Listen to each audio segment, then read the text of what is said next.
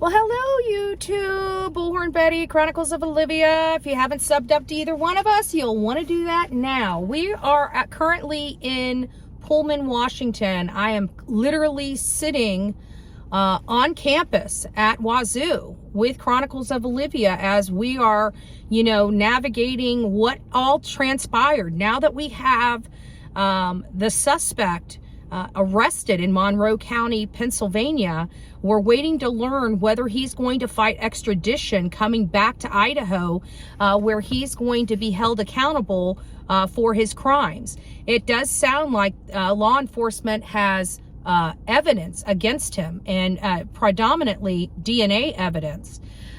This appears right now that there is no connection between these four victims, which is Maddie Mogan, Xana Kernodle, Kaylee Gonzalez, and Ethan Chapin. He is responsible. BRYAN KOHBERGER is responsible, according to law enforcement, for the heinous murders of these four University of Idaho students. So while I was out here, we're looking for any places that he could have dumped the murder weapon, because to our knowledge, the murder weapon has not been located. We learned yesterday that not only was BRYAN KOHBERGER arrested, we also learned that the white Elantra was found. We did an interview with a lady that lives below BRYAN KOHBERGER, and she stated that the white Elantra was actually in the parking lot of his apartment complex on. That guy is related to that case, this terrible case. So you actually saw his white Elantra out here? Yeah, I saw yesterday for the detective, they drive a car. So the car was actually here? Yeah, yesterday morning. I thought it was still in Pennsylvania. It's Adams. Oh. Is it still here? Not here, yesterday. Yes. Oh, wow, we missed it. I didn't yesterday there's a lot of detective, and they also have the yellow light around here. Yeah, we were here to see that. Campus. We did not know that. We were out there and never saw or took notice of a white Elantra. So we heard and we assumed that he drove the white Elantra back to Pennsylvania, but it doesn't appear that he did if it was sitting in the apartment complex at his apartment. One thing that we did learn is that he had some strange and weird habits. Yesterday, we even don't know his name. Did he have weird habits? Anything that's just, now that you're looking back on it, just seemed odd with him? The odd thing is, because we live downstairs, and then he is upstairs, and he kind of make noise during the night, very late. Very late? Yeah, we usually wake up by the noise he made, like maybe 1, 2, or 3, sometimes 5 a.m. Oh, yeah, what the are the whole noises? night, sometimes we just woke up occasionally by the sound he made. We just feel like he always, and then not sleep during the night. We don't hear any sound during the daytime, but we heard a lot of, he's making a sound during the night.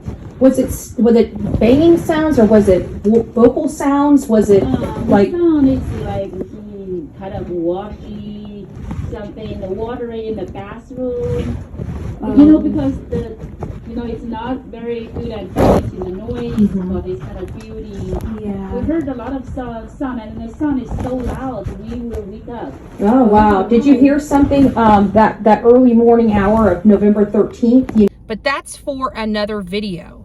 While I was out on campus, we ran across a bridge, and so I thought, okay, let's stop here at the bridge to see if there's a possibility that he threw the weapon in the water below this bridge. Hey guys, so I'm out here just on the outskirts of Wazoo, Washington State University. As you see, Washington State University is in the back landscape here. Just for purposes of location, this says River Park Pullman Civic Trust. That's the sign that's here. Why am I here on the outskirts of Wazoo University? It's because we were driving, we were looking for people that would be willing to interview with us, just kind of tell us how everything has been since this murder took place, and now since they found out the murderer is associated and went to school at Washington State University. He has been charged with 4 counts of first-degree murder for Maddie Mogan, Zana Kernodle, Kaylee Gonzalez, and Ethan Chapin. But why am I stopped here? Because the murder weapon has not yet been found. We heard that BRYAN was arrested in Monroe County, Pennsylvania. We heard that his white Elantra car has been found and is being processed. And look what I see, a river right here. He would have known. Did he dump the weapon? Let me know your thoughts. But we are here, and again, trying to find out where the weapon is as we scour this university. God bless each and every one of you. Please keep the victims and the victims' families in your thoughts and prayers as this case starts winding up. You know, his arrest is the beginning of this case, not the end. God bless each and every one of you. Make it a great day. Check this out. And while I was out there covering that portion of the story, I came across a gentleman walking. And I asked him, would he be willing to give me an interview to tell me how campus life has been since this murder, since they found BRYAN responsible for this murder. Here's what he had to say. Name's Samuel. Samuel, what is going on here? It's honestly just really, really weird. Right now it's Pullman. Everyone's gone home for Christmas, so it's like the most dead you'll ever be. There's like 5 cars on the road right now, and that's like the minimum. It's just really weird. Like, in general, there's a lot of people now coming out to our campuses, like taking interviews and stuff, and now it's just like, this is life now. It's life now. What do you think about finding out that the murderer goes to you go to school here? I go to U of I. I go where the murders were. Oh my gosh. I live here in Pullman because there's cheap housing. Cheaper housing here. So how does it make you feel to know that these universities are like connected through this murder? It's weird. They hyphenate the name. It's called the Mascow Pullman area. So they're already really connected, but it's really out of the blue, actually, that guys, I hope I don't know how to put it. I really hope that there's evidence behind it. I don't know if there's a lot of it because of how the investigation was conducted. So I hope they've got the right guy. Yeah. I don't know if they do, but I hope so. So you went to the university. What was when you guys learned of this murder, the days following it, how did it make your campus feel? How did you feel? It was like ghost town. When I showed up, most of my department was gone to a meeting. Mm-hmm. And so the few people that would have been there were also gone because of the murder. Mm-hmm. It felt like a ghost town. Yeah. The feeling is mostly gone by now because people are returning and got a new batch of students. Mm-hmm. But like, it was like the end of the world afterwards. Yeah. There's nobody walking around. Nobody was on campus. It was just... Gotcha. And so the campus life was just dead. You're a guy, and you heard about this. And you know that a male classmate was a victim. Did it worry you at all?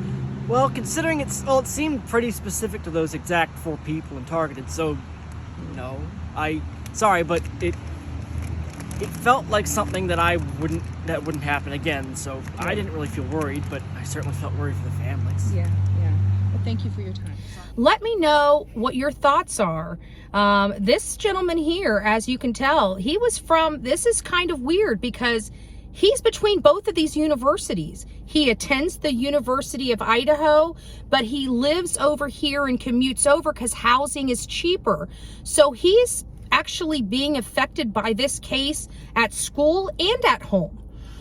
He talked about it being a ghost town here, that literally after this happened, the next day, people, they left. They absolutely left campus. So when we heard early on with those press conferences that, you know, law enforcement, or excuse me, at the first press conferences where law enforcement was telling us about the case, they also brought in some school officials, and the officials were explaining that they were going to find ways for these students to do their works, you know, digitally online, you know, make a way for them to continue to complete their education requirements, even though that they're not attending school or personally attending school. So they started rolling out those initiatives early on in this investigation to help those students. But this gentleman is telling us how much of a ghost town it is, that, you know, a lot of the people were very concerned for their safety. However, he wasn't so much, because he felt like that house was specifically targeted. And as we're learning now that we found out who the suspect is in this case, that is very well true. Was he stalking Kaylee and Maddie? We don't know. But at the end of the day, we're here. We're trying to find answers. We're trying to speak to anybody that's willing to speak to us, whether it's the neighbor, whether it's a passerby. We're just trying to get a good understanding of what's going on. Guys, you need to be safe. Don't forget to tell your family that you love them. Don't forget to tell your friends that you love them, because tomorrow is not promised. Don't forget to be fearless. If you see something, say something. An ounce of prevention is worth a pound of cure. And we want justice for the victims.